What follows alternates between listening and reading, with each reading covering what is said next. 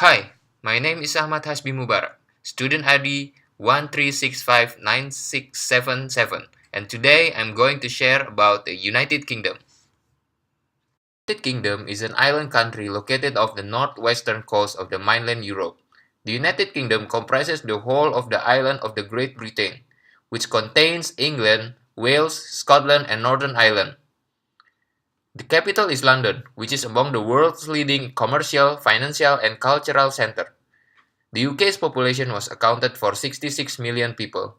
The United Kingdom is a developed country and has the world's fifth largest economy by nominal GDP and ninth largest economy by purchasing power parity.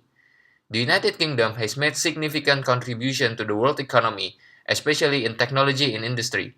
Since World War II, however, the United Kingdom's most prominent export have been cultural, including literature, theater, film, television, and popular music that draw all part of the country.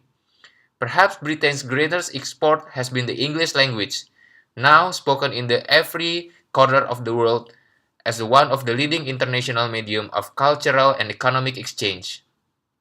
The birthplace of the Industrial Revolution, the United Kingdom was the forefront of technological advances during 18th to 19th century. During the era, the British Empire acquired more territories, making it the largest empire in the history. The region was so extensive. So there's a phrase goes like this: the sun never set in the British Empire. The Industrial Revolution acted as a major significance of development in the nation. A lot of factories were set up, which rendered substantial revenue to the country. In the 19th century, the Second Industrial Revolution was also taking place rapidly in the USA and Germany. This presented an increasing economic challenge for the UK.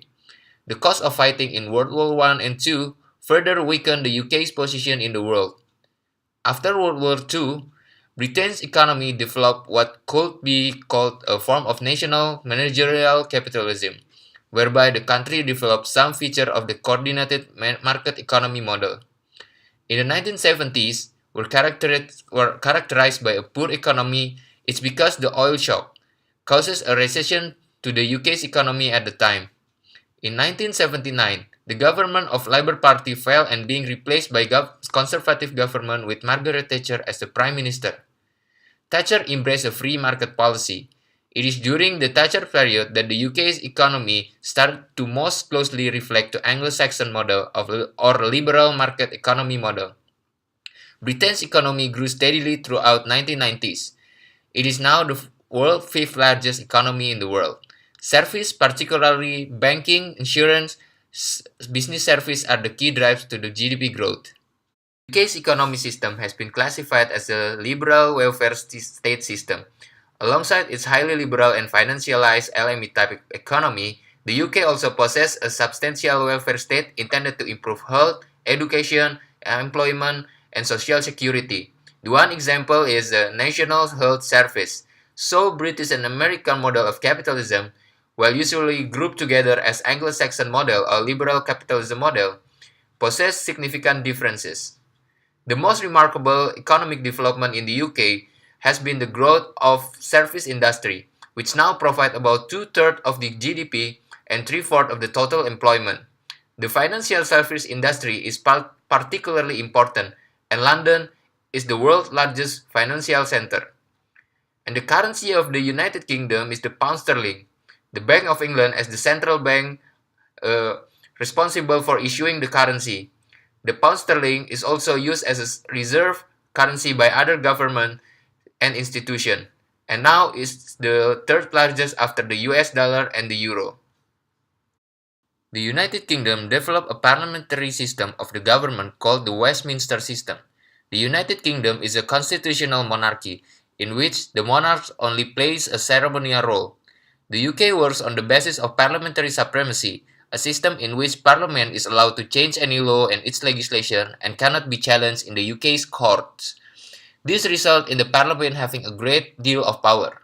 The UK's government, the executive, is not separate from legislature but is formed by the party with the most members of Parliament in the Commons. This is often referred as the fusion of power and means that the government automatically has a high chance of getting legislation passed in the Commons. Due to the cases, the House of Lords act as a significant internal safeguards against parliamentary tyranny. The Lords are able to reject Commons legislation. The advantages of the Westminster system is allowed for accountable government, with control of the primary legislative chamber and no rival elected body to challenge it. However, strong accountable government come at the cost of having a weak separation of power.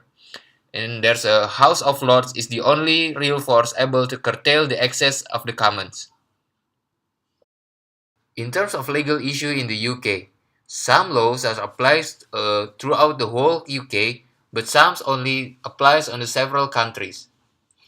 The documents that helped the establishment of authority in the UK, such as Magna Carta in 1215, this document was signed by King John, and he agreed to consult nobles before he made a political decision. This is set up the idea of limited government. And then there's Petition of Rights, which helped re-establish laws such as habeas corpus, the concept law that states a person cannot be kept in prison unless they have first been brought before a court. And trial of jury means you have a group of people that are going to determine your innocence or guilt within a crime. Britain has a common law legal system, which has been established by the subject matter heard in the earlier cases, and so is the law created by judge. The preference of common law system could be classified as a part of the same tendency to prefer not to write things down. The law is defined not by statute, but by case law. For example, if you want to prove that someone committed murder, the definition of murder has been established by previous case and has only subsequently been drawn up in the statute or code. This makes common laws more flexible, as judges can adapt case law to circumstances as appropriate. The United Kingdom, particularly London, has traditionally been a world financial center. Restructuring and deregulation, or we can call the Big Bang Reform by Margaret Thatcher, transformed the sector during 80s to 90s with important changes in banking and financial system. The UK has the London Stock Exchange, a stock exchange market located in the city of London. It helps companies from around the world to join the London equity market in order to gain access to the capital.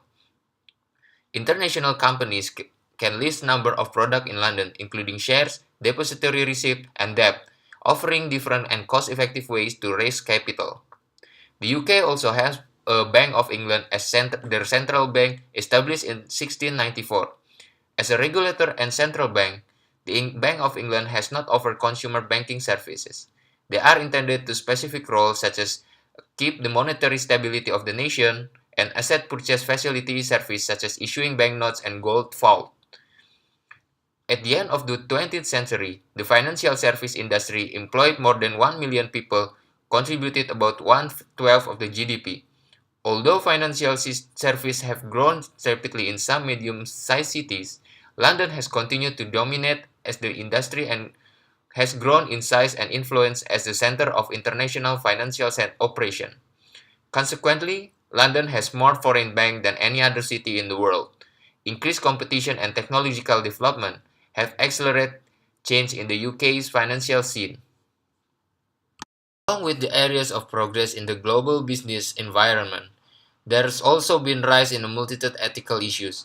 Today, with the growing awareness and complex business relationship, it is vital for each business to create codes to conduct ethics that must be followed by each member of the organization to reach its desired goal. The fundamental basic of ethical issues are about trust and integrity. And however, for a business, there's also complex issues such as decision making, accommodating diversity, governance, and compliance. The UK's organizations are facing some ethical dilemmas such as issues regarding environmental impact due to business functioning, information security problem, and human rights issues and supply chain management issues.